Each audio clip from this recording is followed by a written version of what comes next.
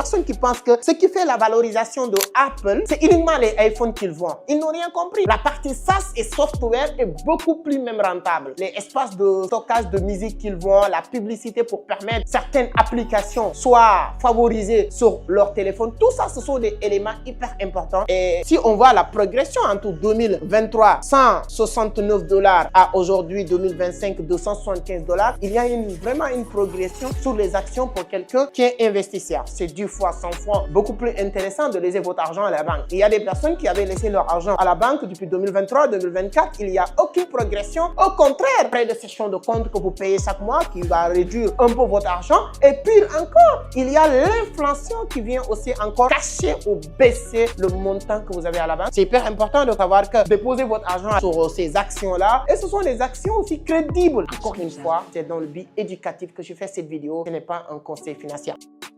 Si quelqu'un regarde entre 2023 et 2025, Google a quitté de 89 $ à 291 $ aujourd'hui entre 2023 et 2025. 89 $ à 291 $. Voici juste les pourcentages que Google a fait et je pense que 2026 aussi, ça va être encore meilleur. Google est introduit en bourse en 2020 avec 85 $ d'introduction avant le crowdfunding. Je peux vous dire que c'est pour moi, vous devez avoir sur votre portefeuille en tant qu'investisseur. Ne sous-estimez pas votre montant et combien vous voulez investir sur le marché.